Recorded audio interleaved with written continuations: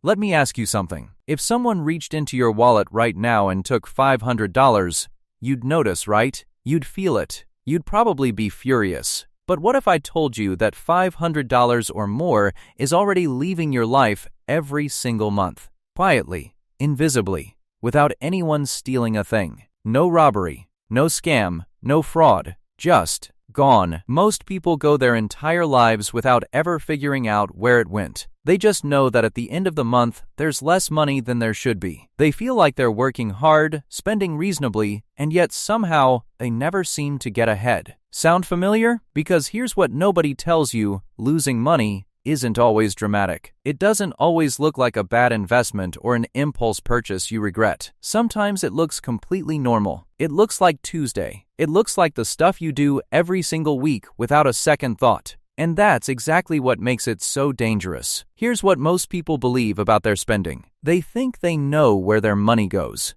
They'll say something like, "I don't really spend that much. I don't go on crazy vacations. I don't buy designer things. I'm pretty responsible." And they genuinely believe that. But then the month ends, and somehow the bank account didn't grow the way it should have. And instead of investigating why, most people just shrug and say, "Life is expensive," and move on. This is one of the most common money traps in the modern world, and psychologists actually have a name for it. It's called financial unawareness bias. The idea that we consistently underestimate how much we spend because our brains aren't wired to track small, repeated purchases. We remember the big stuff, the rent, the car payment, the phone bill, but the small stuff, the $5 here, the $12 there, the monthly subscription you forgot about, our brains quietly file those away as not a big deal. And that's exactly where the money disappears. Let me walk you through how this actually works in real life. Meet someone we'll call Zara.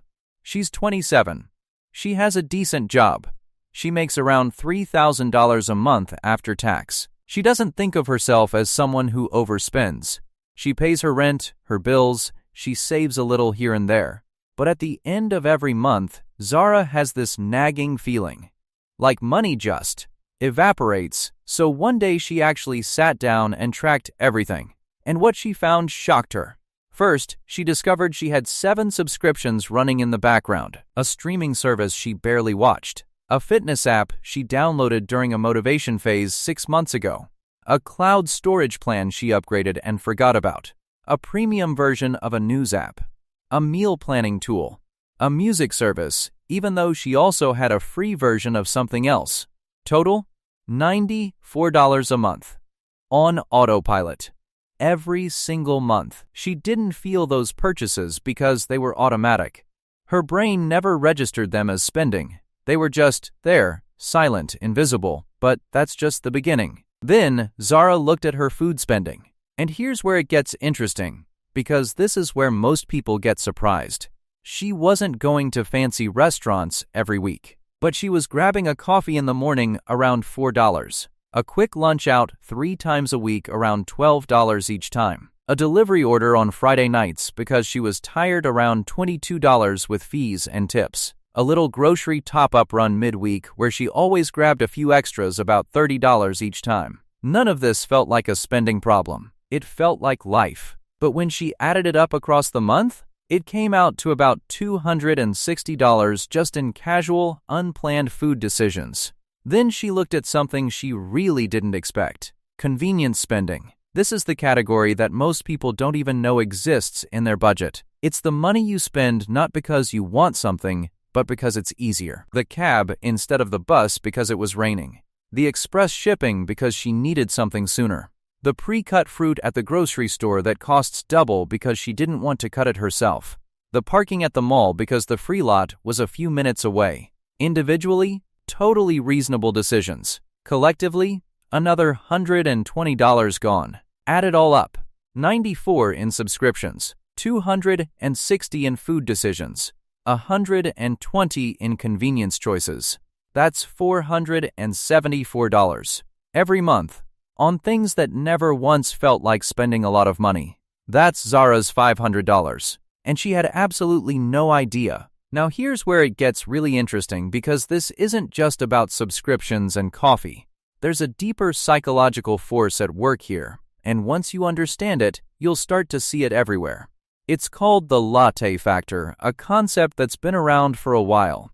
But the real idea behind it is much bigger than coffee. It's about what economists call low salience spending. Purchases that are so small, so routine, so unremarkable, that they don't trigger any emotional response in your brain. Here's why that matters. When you spend a big amount, let's say you drop $800 on a new laptop, that alarm goes off. You feel it, you think about it, you justify it. But when you spend $5, $12, even $30 on something small, silence, no alarm, no conscious thought. The transaction happens and your brain immediately moves on. This is by design, not yours, but the design of every subscription service, every food delivery app, every retailer that's ever offered you a monthly plan. They know that if they can get you into a recurring, low-cost purchase, your brain will stop noticing it almost immediately. And they're completely right. There's research from MIT that found people spend significantly more when they pay with cards versus cash because physical money triggers an emotional pain of paying. But when transactions are automatic, digital, and invisible, that pain disappears entirely. You're not being careless. You're being human. Your brain is just doing what it was built to do: save mental energy by putting repetitive, small things on autopilot. The problem is that your bank account doesn't care about your brain's autopilot system. It just sees the money leaving. And here's the real kicker: this isn't just about the money you spend. It's about the money you don't build. That $500 a month that Zara was losing, if she had redirected even half of it, $250 into an index fund every month for 20 years, assuming an average return of around 8% annually, that would grow to roughly $170,000 from money she wasn't even aware she was spending. So what do you actually do about this? The answer is not to stop enjoying your life. It's not to cut every subscription, never order food again, and walk everywhere in the rain. That's not sustainable. That's not even the point. The point is awareness, because you cannot manage what you cannot see. Here's a simple process that works. First, do what's called a subscription audit. Go through your bank statement right now, this week, and highlight every recurring charge, every single one.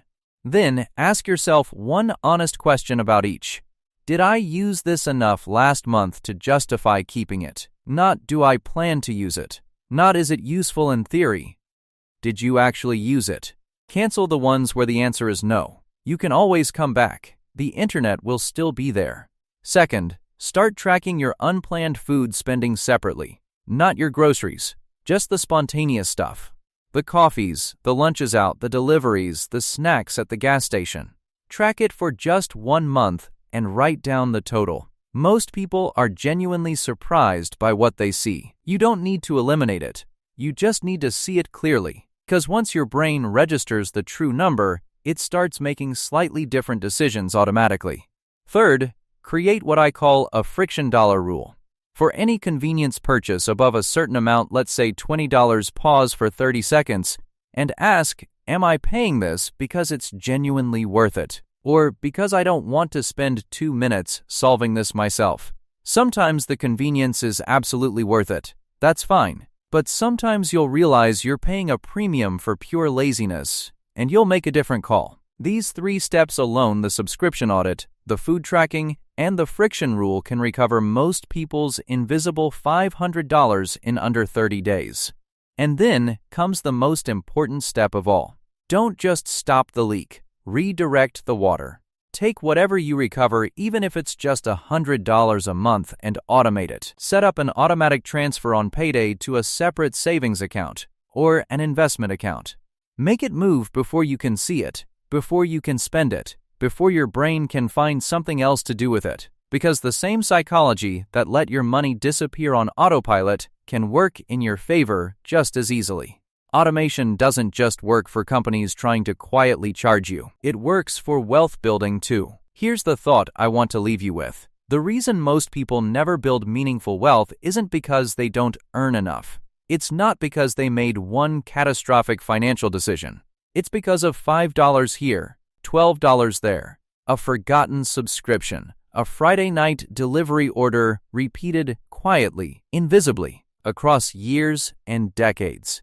The money wasn't stolen. It was surrendered, in tiny amounts every single day, to purchases that never once felt significant. The wealthy aren't people who never spend. They're people who spend intentionally. They've closed the invisible leaks. They've made their money move toward the future instead of disappearing into the noise of the present. And the good news? You don't have to be perfect. You don't have to track every cent for the rest of your life. You just have to see what's actually happening.